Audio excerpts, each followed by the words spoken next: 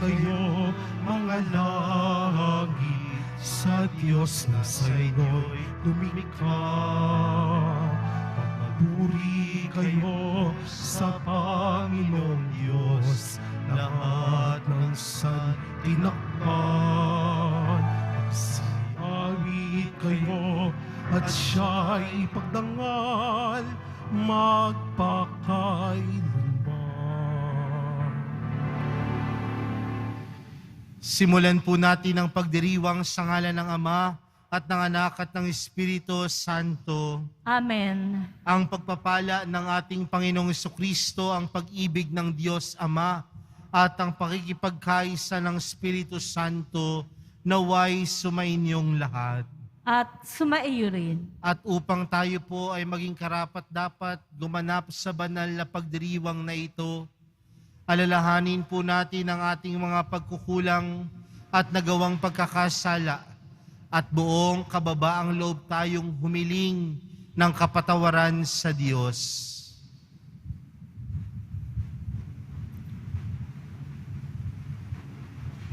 Sinugong tagapagpagaling sa mga nagsisisi, Panginoon, kaawaan mo kami. Panginoon, kaawaan mo kami. Dumating na tagapag-anyayang mga makasalanan ay magsisi, Kristo, kaawaan mo kami. Kristo, kaawaan mo kami. Nakaluklok ka sa kanan ng Diyos Ama para ipamagitan kami, Panginoon, kaawaan mo kami. Panginoon, kaawaan mo kami. Kaawaan tayo ng makapangyarihang Diyos, patawarin tayo sa ating mga kasalanan at patnubayan tayo sa buhay na walang hanggan. Amen. Manalangin tayo. Ama naming makapangyarihan, pinangangatawanan mong manahan sa mga may loobing tapat at maasahan. Sa kagandahang loob mo kami naway makapamuhay bilang mga mapalad na maging iyong tahanan.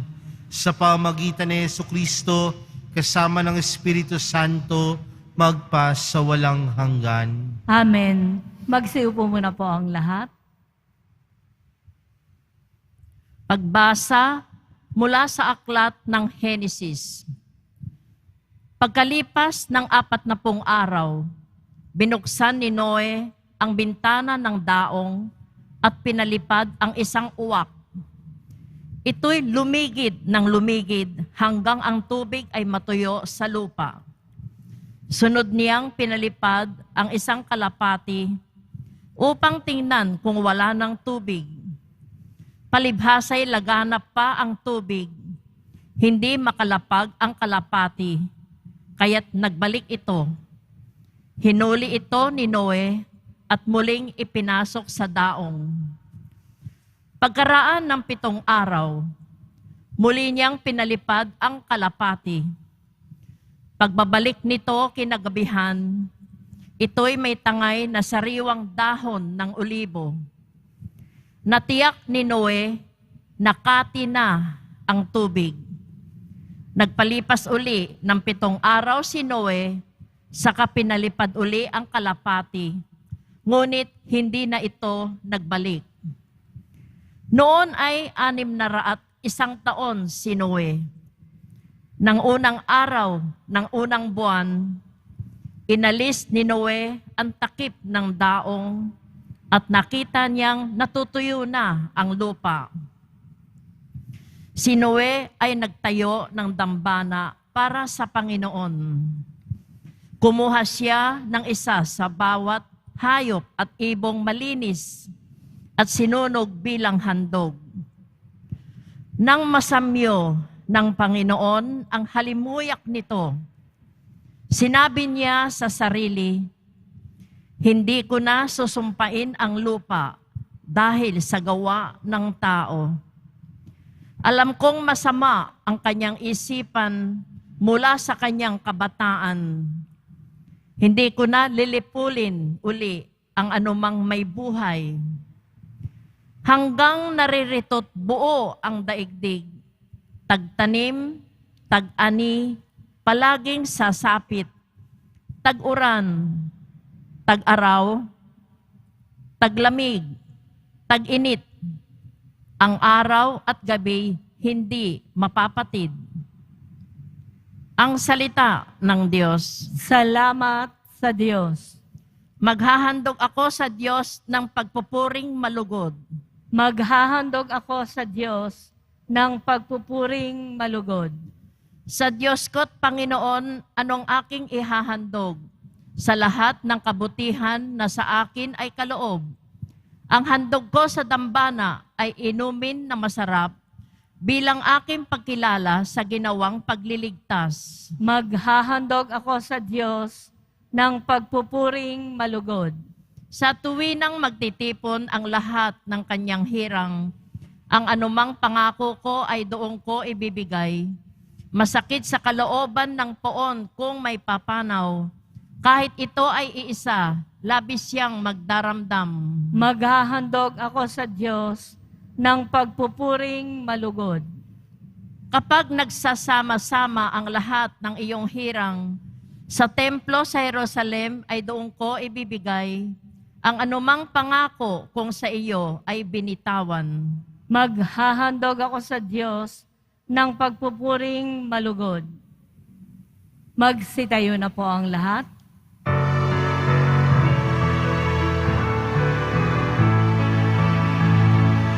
Oh, hallelujah, oh, hallelujah, oh, hallelujah, oh, hallelujah.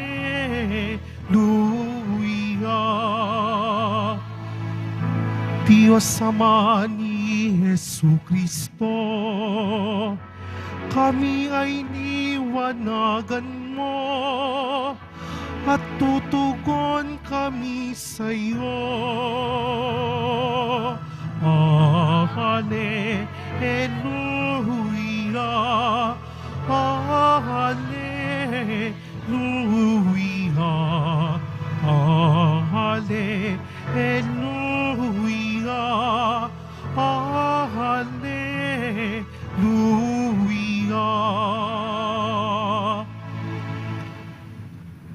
Sumainyo ang Panginoon. At sumaiyo rin. Ang mabuting balita ng Panginoon ayon kay San Marcos. Papuri sa iyo, Panginoon. Noong panahong iyon, dumating si Jesus at ang mga alagad sa Betsaida.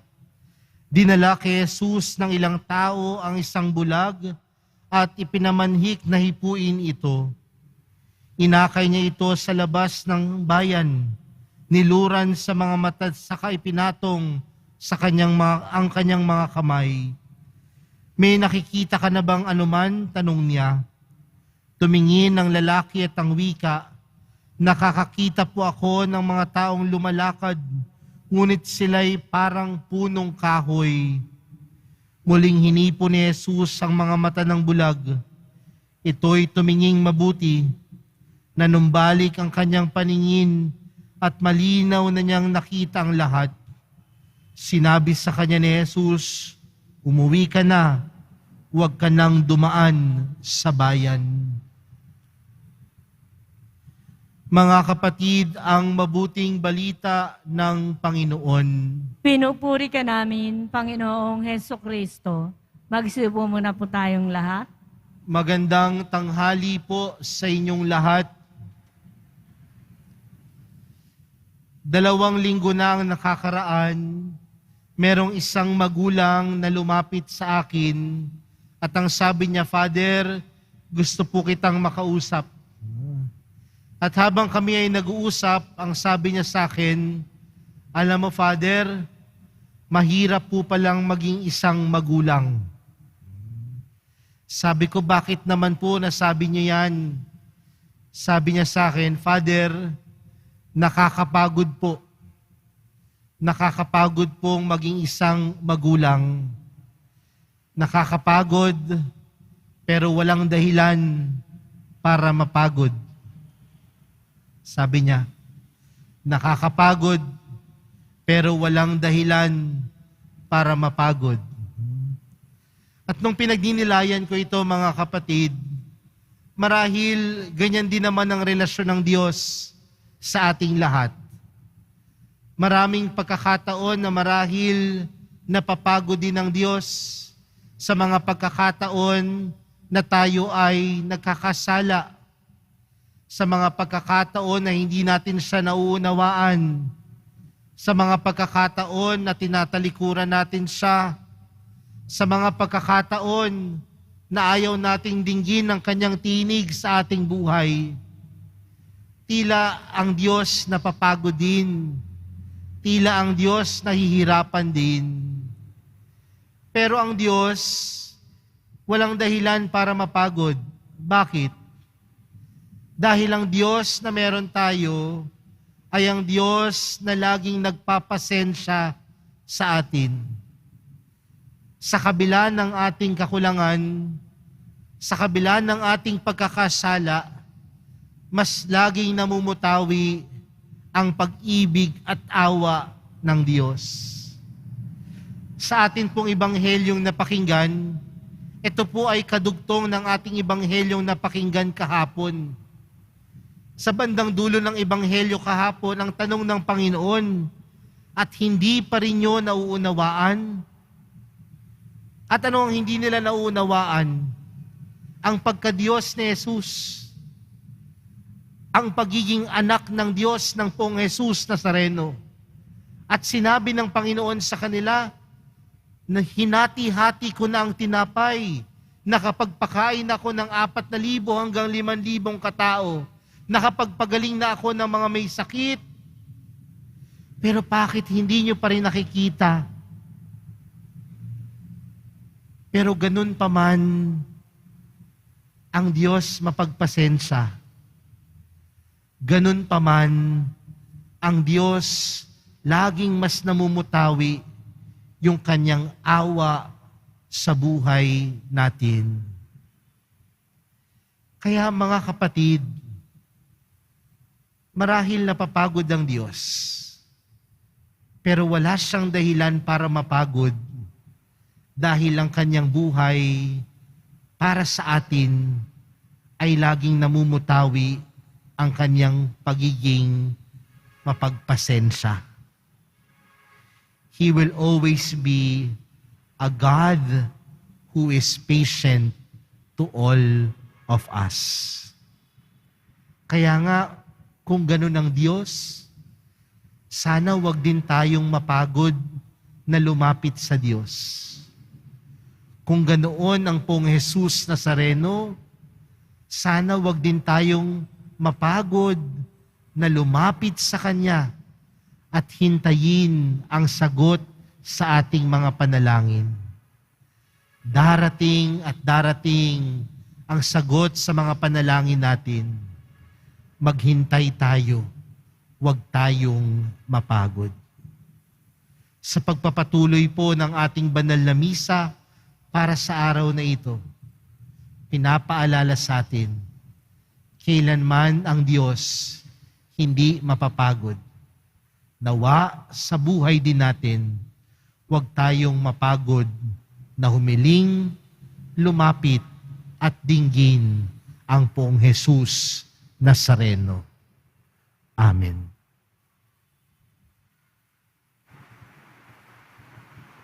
Magsitayo na po ang lahat. Minamahal kong mga kapatid, hilingin natin sa Diyos Ama na buksan ang ating mga mata upang makasunod tayo sa Kanya ng buong puso. Ang ating panalangin, Ama, punuin mo kami ng iyong liwanag. Ama, punuin mo kami ng iyong liwanag. Ang simbahan, naway umunlad sa kanyang pagsisikap, nadalhin ang liwanag sa mga nakararanas ng kadiliman sa kanilang buhay. Manalangin tayo. Ama, punuin mo kami ng iyong liwanag. Sa pamamagitan ng ating mabuting gawain, ang mga hinamak, mga itinakwil at mga walang nagmamahal sa ating lipunan, naway makaramdam ng pagkalinga ng Diyos Manalangin tayo. Ama, Ama, punuin mo kami ng iyong liwanag. Tayong lahat, naway magkaroon ng matatag na pananalig kay Jesus, na siyang nagbubukas ng ating paningin sa kagandahan ng kaharian ng Diyos. Manalangin tayo. Ama, punuin mo kami ng iyong liwanag. Ang mga may sakit at mga nagdurusa, naway makita at madama ang mapagmahal na presensya ng Diyos sa mga taong kumakalinga sa kanila. Manalangin tayo. Ama, punuin mo kami ng iyong liwanag. Ama naming nasa langit, punuin mo kami ng iyong pag-ibig at pawiin mo ang kadiliman sa aming buhay upang mabuhay kami sa liwanag ng iyong anak na si Kristo. Inihiling namin ito sa pamagitan ni Kristong aming Panginoon. Amen. Magsiupo muna po tayong lahat.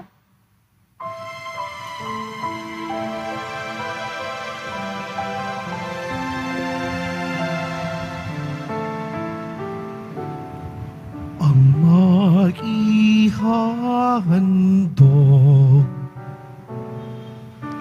sa'yo, Panginoon, ay tinapay at alak mula sa aming kamay. Sa iyong kabutihan aming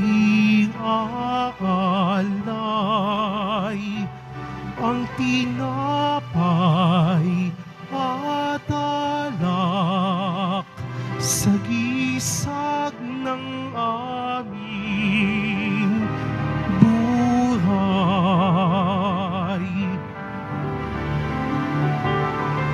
Ang maihandog sa'yo, Panginoon, ay tinapay at alak mula sa aming kamay. Sa iyong kabutihan aming iaalay ang tinapay at alak sa gisag ng aming buhay. Magsitayo na po ang lahat. Manalangin po kayo mga kapatid upang ang paghahain natin ay kalugdan ng Diyos amang makapangyarihan. Tanggapin nawa ng Panginoon itong paghahain sa iyong mga kamay, sa kapurihan niya at karangalan, sa ating kapakinabangan at sa buong sambayanan niyang banal. Ama naming lumikha, kami naway dalisayin at panibaguhin ng aming gaganaping paghahain. Kami naway taguyod ng gagawin namin ito sa pagnanais naming sundin ang loob mo, sa pamamagitan ni Jesucristo, kasama ng Espiritu Santo, magpa sa walang hanggan. Amen. Sumainyo ang Panginoon. At sumaiyo rin. Itaas sa Diyos ang inyong puso at diwa. Itinaas na namin sa Panginoon. Pasalamatan natin ang Panginoong ating Diyos. Marapat na siya ay pasalamatan. Ama naming makapangyarihan, tunay ngang marapat na ikaw ay aming pasalamatan. Ikinalagod mong likhain ang sanlibutan na iyong pinagbabago at idinarangal sa pamagitan ng iyong anak na kinalulugdan. Kaya't utang na loob ng iyong mga itinatangi at ng mga banal na kapiling mong lagi ang iyong paggiliw at pagkakandili. Kaya kaysa ng mga anghel na nagsisiawit ng papuri sa iyo nang walang humpay sa kalangitan, kami nagbubunyi sa iyong kadakilaan. Santo, Santo, Santo, Panginoong Diyos ng mga hukbo, napupuno ang langit at lupa ng kadakilaan mo. O sana sa kaitaasan, pinagpala ang naparirito sa ngalan ng Panginoon. Hosana sa kaitaasan. Magsilod po ang lahat. Ama naming banal, ikaw ang bukal ng tanang kabanalan. Kaya't sa pamagitan ng iyong Espiritu, gawin mong banal ang kaloob na ito upang para sa amin maging katawan at dugo ng aming Panginoong Hesukristo. Bago niya pinagtiis ang kusang loob na maging handog, hinawakan niya ang tinapay, pinasalamatan kaniya, pinaghati-hati niya iyon, iniabot sa kanyang mga alagad at sinabi, "Tanggapin ninyong lahat ito at kanin. Ito ang aking katawan na ihahandog para sa inyo."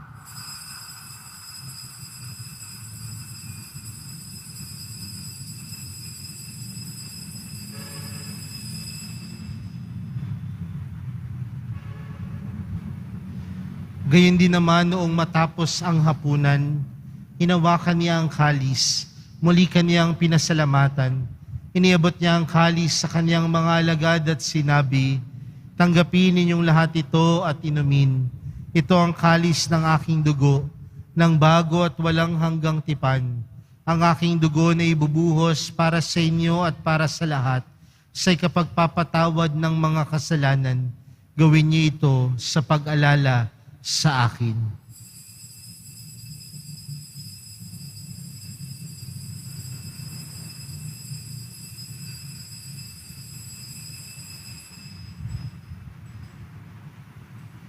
Magsitayo na po ang lahat. Ipagbunyi natin ang misteryo ng pananampalataya. Si Kristo'y namatay, si Kristo'y nabuhay, si Kristo'y babalik sa wakas ng panahon. Ama, ginagawa namin ngayon ang pag-alala sa pagkamatay at muling pagkabuhay ng iyong anak. Kaya't inaalay namin sa iyo ang tinapay na nagbibigay buhay at ang kalis na nagkakaloob ng kaligtasan. Kami nagpapasalamat dahil kami iyong minarapat na tumayo sa harap mo para maglingkod sa iyo. Isinasamo namin kaming magsasalo-salo sa katawan at dugo ni Kristo ay mabuklod sa pagkakaisa sa pamagitan ng Espiritu Santo. Ama, lingapin mo ang iyong simbahang laganap sa buong daigdig. Puspusin mo kami sa pag-ibig kay San Francisco na aming Santo Papa at ni Jose na aming Obispo at ng Tanang Kaparian. Alalahanin mo rin ang mga kapatid naming nahimlay na may pag-asang sila'y muling mabubuhay, gayon din ang lahat ng mga pumanaw. Kaawaan mo sila at patuloyin sa iyong kaliwanagan. Kaawaan mo at pagindapatin kaming lahat na makasalo sa iyong buhay na walang wakas. Kaysa ng mahal na Birheng Maria na ina ng Diyos, kaysa ng kabiyak niyang pusong si San Jose, kaysa ng mga apostol at ng lahat ng mga banal na namuhay dito sa daigdig ng kalugod-lugod sa iyo, may pagdiwang nawa namin ng pagpupuri sa ikararangal mo sa pamagitan ng iyong anak na aming Panginoong Hesukristo. Sa pamagitan ni Kristo, kasama niya at sa Kanya, ang lahat ng parangal at papuri ay sa iyo. Diyos amang makapangyarihan, kasama ng Espiritu Santo, magpa sa walang hanggan. Amen. Lumapit po tayo sa Ama natin sa langit sa panalangin itinuro sa atin ni Jesus. Ama namin, sumasalangit ka, sambahin ang ngalan mo, mapasa amin ang kaharian mo, sundin ang loob mo, dito sa lupa para nang sa langit. Bigyan mo kami ngayon ng aming kakanin sa araw-araw, at patawarin mo kami sa aming mga sala, para ng pagpapatawad namin sa nagkakasala sa amin. At huwag mo kami ipahintulot sa tukso, at iadya mo kami sa lahat ng masama. Hinihiling namin kami adya sa lahat ng masama, pagkalooban ng kapayapaan araw-araw, iligtas sa kasalanan at ilayo sa lahat ng kapahamakan, samantalang aming pinananabikan ang dakilang araw ng pagpapahayag ng tagapagligtas naming si Jesucristo. Sapagkat iyo ang kaharian, at ang kapangyarihan, at ang kapurihan, magpakailanman. Amen. Panginoong Jesucristo, sinabi mo sa iyong mga apostol, kapayapaan ang iniwan ko sa inyo. Ang aking kapayapaan ang ibinibigay ko sa inyo. Tunghayan mo ang aming pananampalataya at huwag ang aming pagkakasala. Pagkalooban mo kami ng kapayapaan at pagkakaisa ayon sa iyong kalooban, kasama ng Espiritu Santo, magpasawalang hanggan. Amen. Ang kapayapaan ng Panginoon ay laging sumainyo. At sumaiyo rin. Magbigayan po kayo ng kapayapaan sa isa't isa.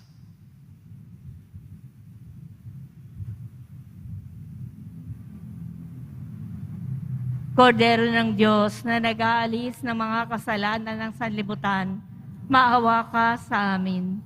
Kordero ng Diyos na nag-aalis ng mga kasalanan ng sanlibutan, maawa ka sa amin. Kordero ng Diyos na nag-aalis ng mga kasalanan ng sanlibutan, ipagkaloob mo sa amin ang kapayapaan. Magsiluhod po ang lahat.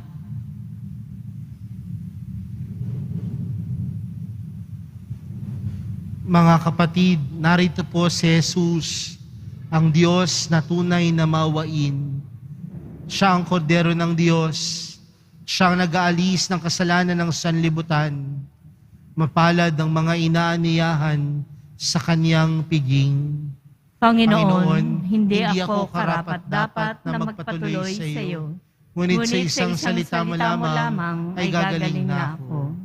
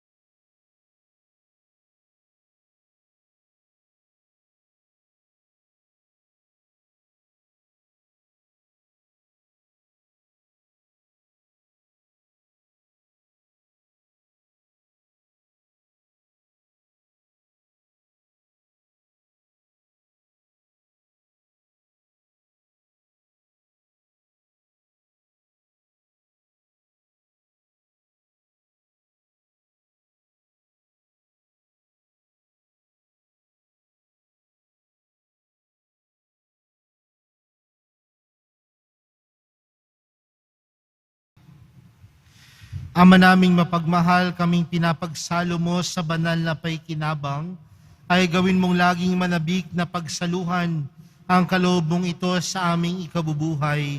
Sa pamagitan ni Jesucristo, kasama ng Espiritu Santo, sa walang hanggan. Amen. Sumainyo ang Panginoon. At sumaiyo rin.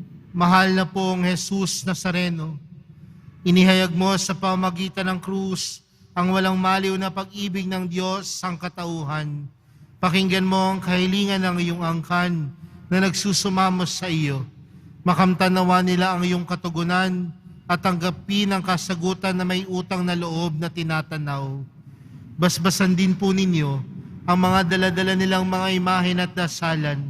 Sa pamagitan ng bendisyon na ito, naway maalala nila ang mga pangako nila noon sa binyag, na ikaw ang kanilang iibigin at paglilingkuran bilang Panginoon sa walang hanggan.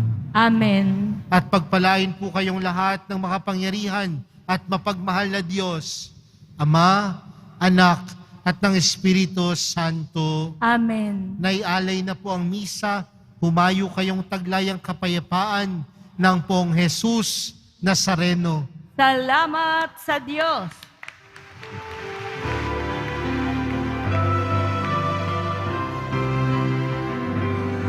Nuestro Padre Jesus Nazareno, sinasamba ka namin, pinipintuho ka namin, aral mo ang aming buhay at kaligtasan. Nuestro Padre Jesus Nazareno, Iligtas mo kami sa kasalanan. Ang krus mong kinamatayan ay sagisag ng aming kaligtasan. Nuestro Padre Jesus Nazareno, dinarangal ka namin. Nuestro Padre Jesus Nazareno,